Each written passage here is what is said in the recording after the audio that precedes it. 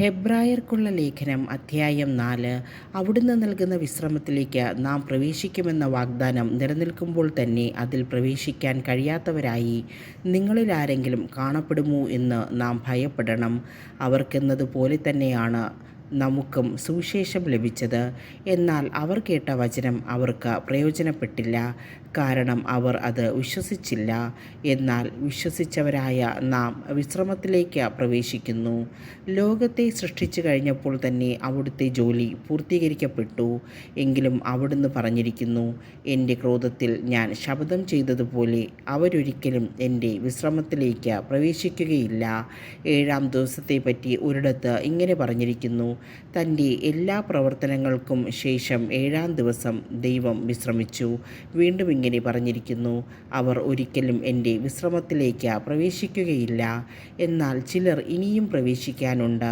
മുൻപ് സുവിശേഷം ശ്രവിച്ചവരാകട്ടെ അനുസരണക്കേട് മൂലം പ്രവേശിച്ചിട്ടുമില്ല. അതിനാൽ അവിടുന്ന് ഒരു പ്രത്യേക ദിവസം, അതായത് ഇന്ന് നിശ്ചയിച്ചിരിക്കുന്നു. അവിടുന്ന് മുൻപ് പറഞ്ഞിട്ടുള്ളതുപോലെ ദാവീദ് വഴി വീണ്ടും പറയുന്നു, ഇന്നെങ്കിലും നിങ്ങൾ അവൻ്റെ സ്വരം ശ്രവിച്ചിരുന്നെങ്കിൽ എത്ര നന്നായിരുന്നു.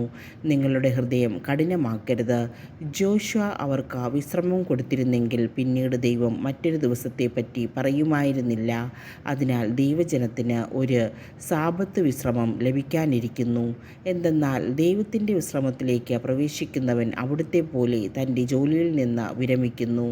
അതുപോലുള്ള അനുസരണക്കേട് മൂലം അധപതിക്കാതിരിക്കുന്നതിന് നമുക്കും ആ വിശ്രമത്തിലേക്ക് പ്രവേശിക്കാൻ ഉത്സുകരായിരിക്കാം.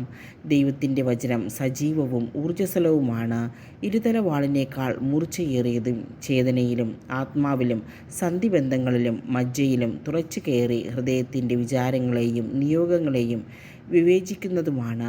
അവൻ്റെ മുൻപിൽ ഒരു സൃഷ്ടിയും മറഞ്ഞിരിക്കുന്നില്ല. അവിടുത്തെ കൺമുൻപിൽ സകലതും അനാവൃതവും വ്യക്തവുമാണ്. നാം കണക്ക് ബോധിപ്പിക്കേണ്ടതും അവിടുത്തെ സന്നിധിയിലാണ്. പ്രധാന പുരോഹിതൻ. സ്വർഗത്തിലേക്ക് കടന്നുപോയ ശ്രേഷ്ഠനായ ഒരു പ്രധാന പുരോഹിതൻ ദൈവപുത്രനായ യേശു നമുക്കുള്ളതുകൊണ്ട് നമ്മുടെ വിശ്വാസത്തെ നമുക്ക് മുറുകെ പിടിക്കാം.